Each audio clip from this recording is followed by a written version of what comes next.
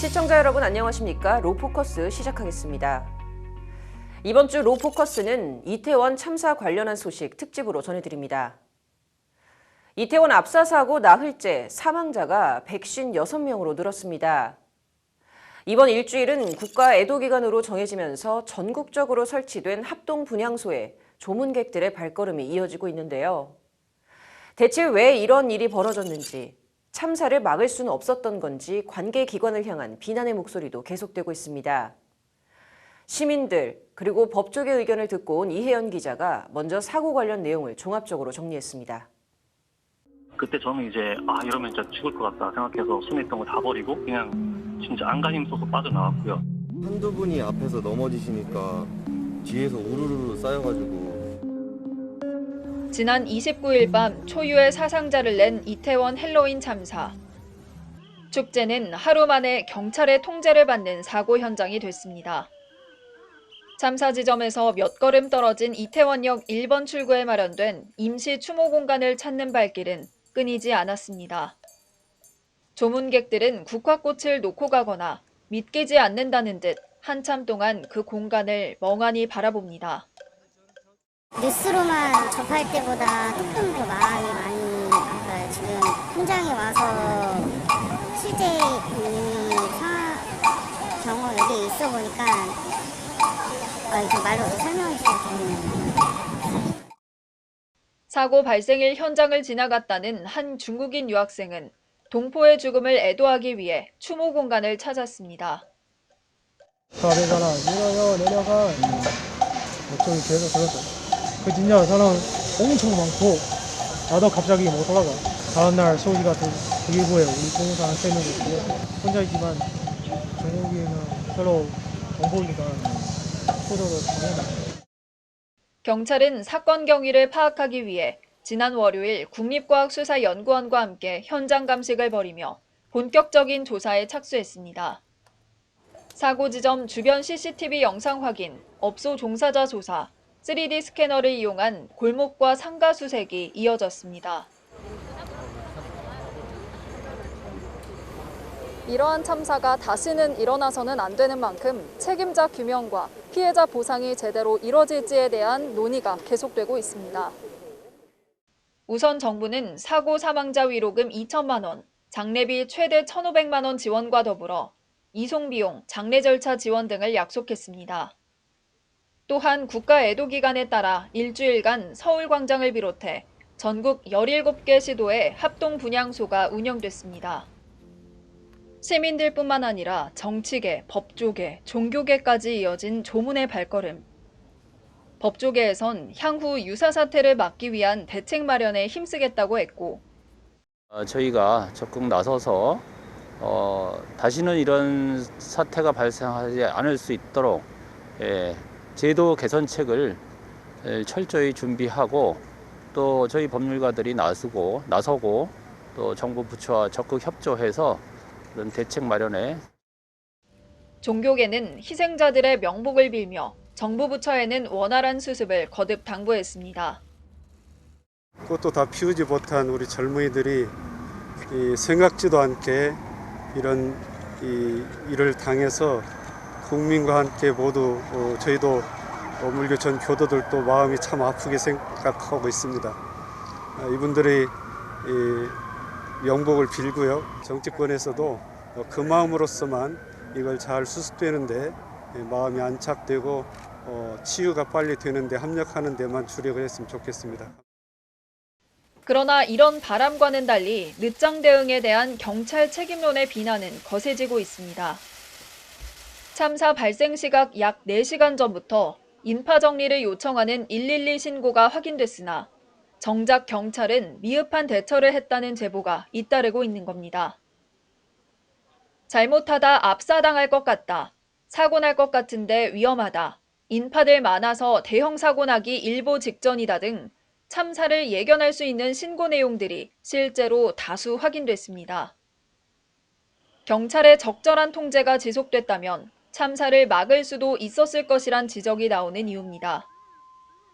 그 지역의 질서를 유지해야 할 관할 서나 아니면은 소방관청이나 아니면은 각종 이제 행정부에서 해당 지역에 수많은 인파가 몰렸을 때 발생할 수 있을 만한 여러 가지 위험성들을 예측하고 일반적인 평시보다는 더 많은 관리 감독 인원들을 배치하고 공무원들을 배치했어야 할 것.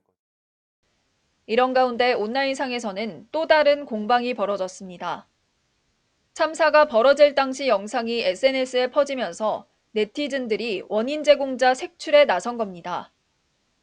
일명 토끼 머리띠 남성이 핵심 인물로 특정됐습니다. 토끼 머리띠를 쓴 남자가 친구들을 동원해 앞으로 밀자고 계속 소리쳤다는 증언이 나왔고, 지목된 이는 빠르게 퍼지는 루머에 대응하고자 직접 등판해 현장에 있던 사람은 내가 아니다라는 등 반박에 나섰습니다. 범인을 특정하게 된다면 형법상 과실치사 혐의를 적용할 수 있다는 게 경찰의 입장입니다.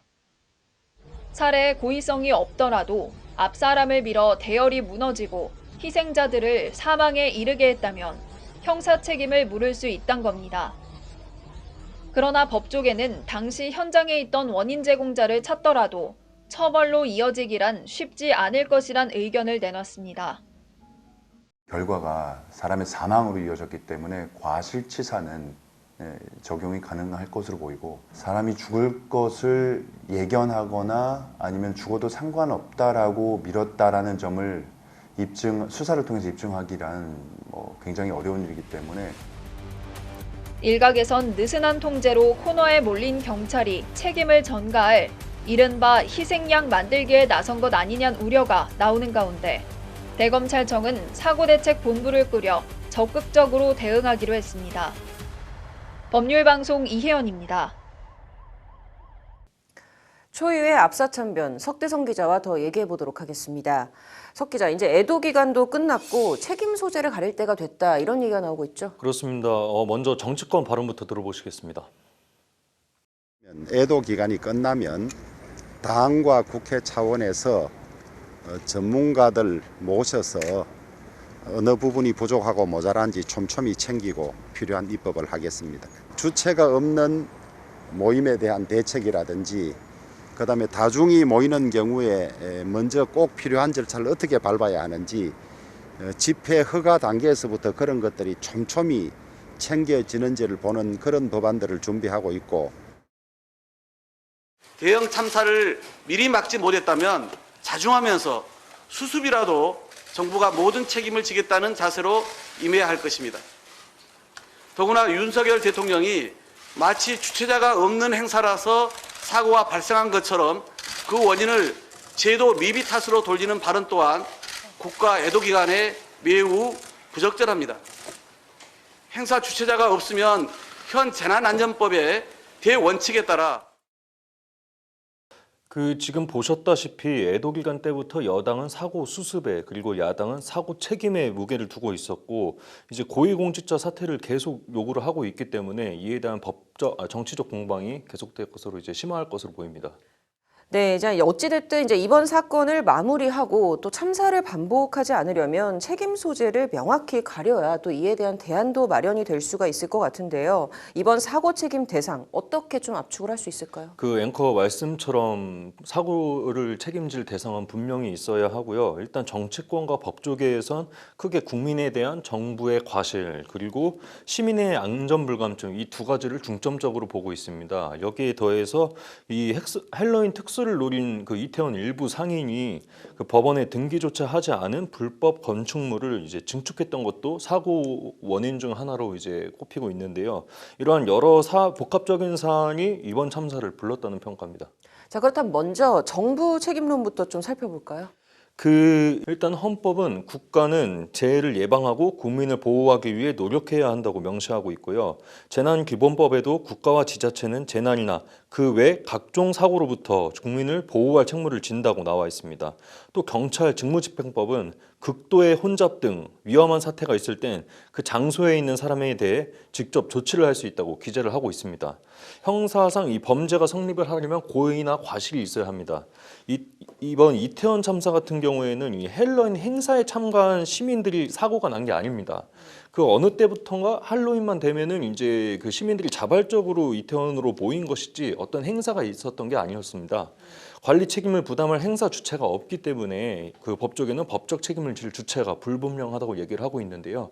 이종엽 대한변협 회장 얘기 한번 들어보시겠습니다. 현재로서는 지자체라든지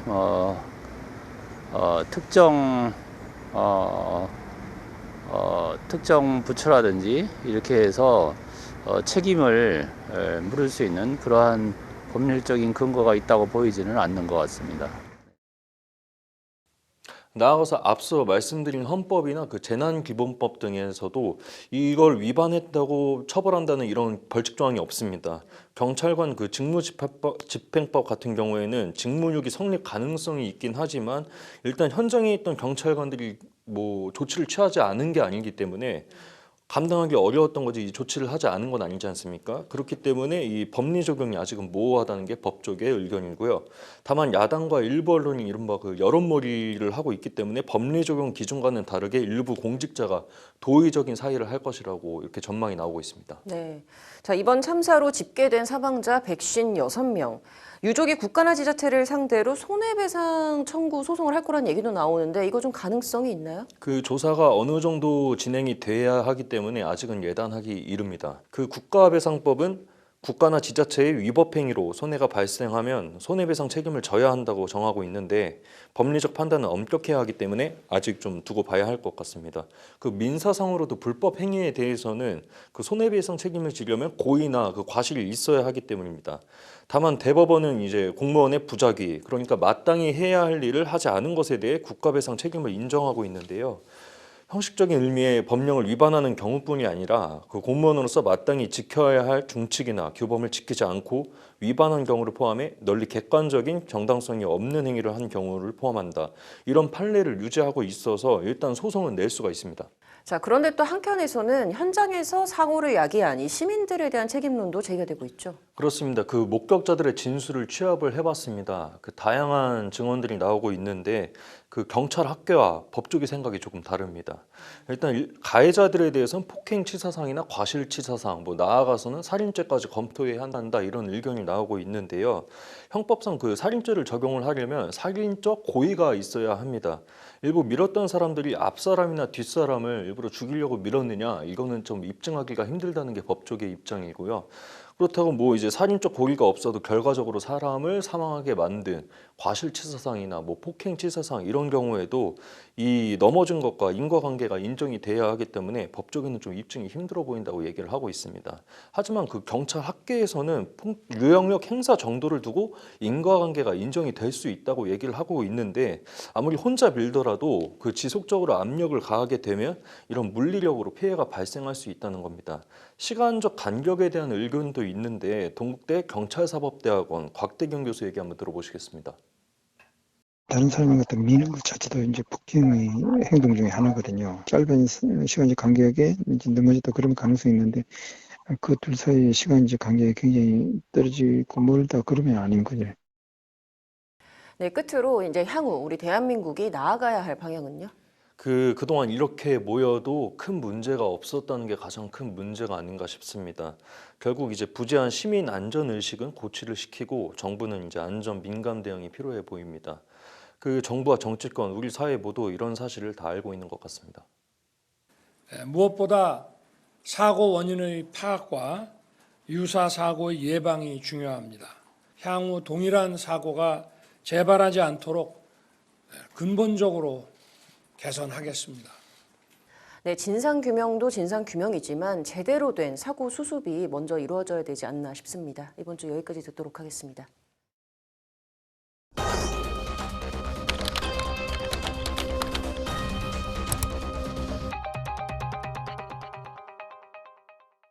계속해서 이번 주 핫클릭 이태원 압사 사고 얘기 더 이어가 보도록 하겠습니다.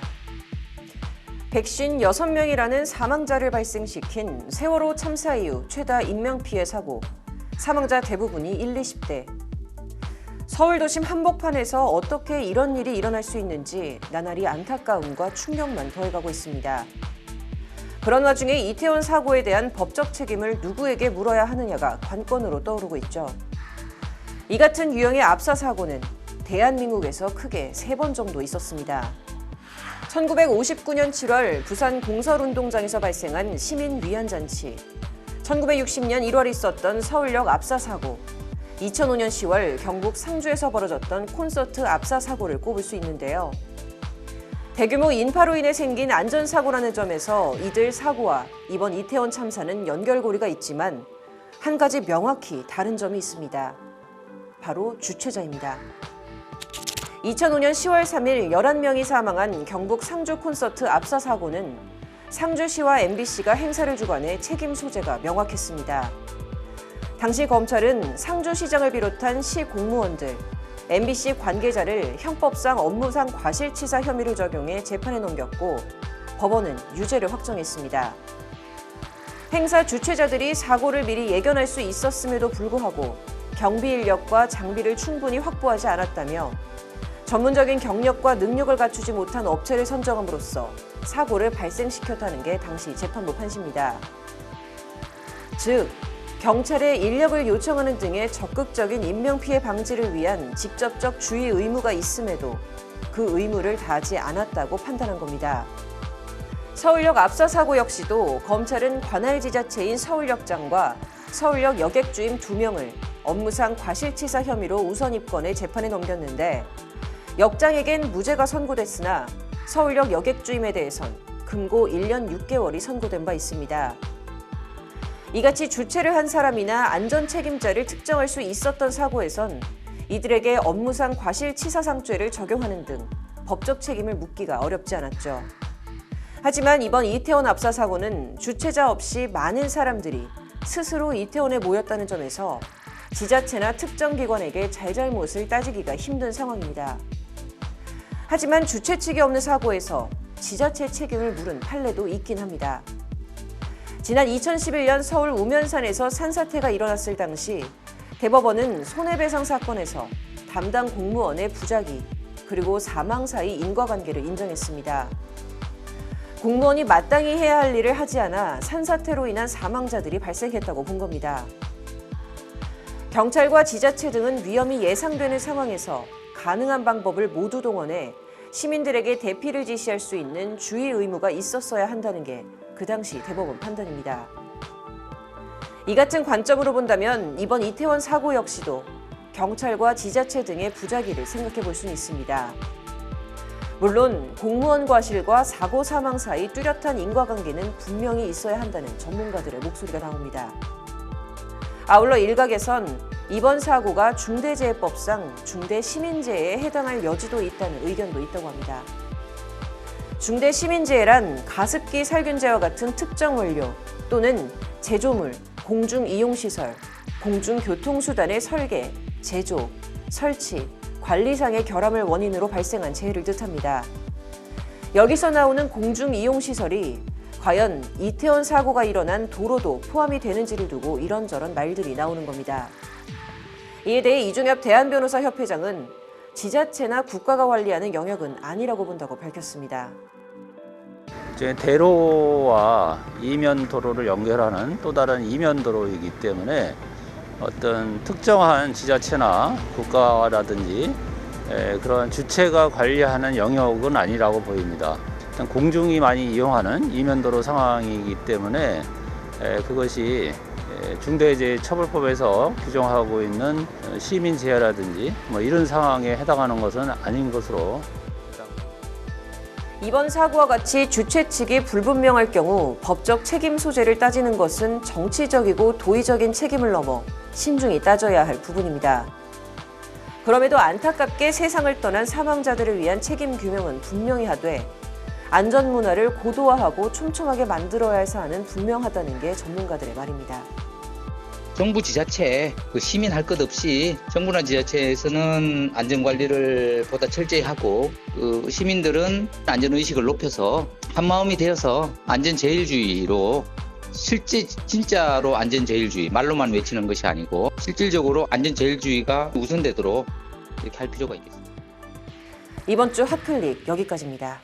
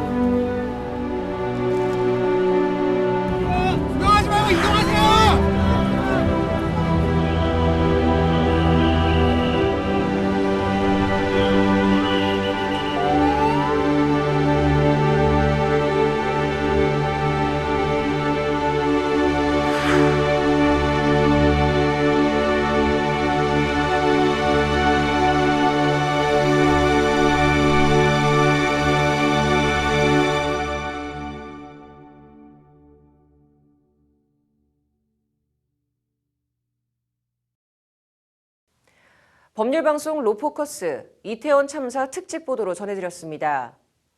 이태원 참사가 발생한 지 오늘로 딱 일주일째입니다.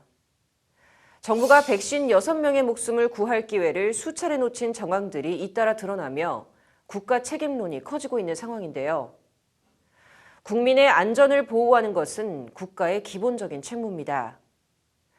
주최 측이 따로 있지 않았던 행사였다고 하더라도 위험 징후가 조금이라도 예측이 됐다면 안전을 적극적으로 나서서 챙겼어야 하는 건 명백한 사실입니다. 더 이상 꼬리 자르기식 책임 회피에 급급하기보단 국민 신뢰 회복을 위한 제대로 된 사고 수습과 진상 규명을 위한 철저한 조사가 이루어져야 할 것입니다. 로포커스 여기서 마치도록 하겠습니다. 시청해주셔서 고맙습니다.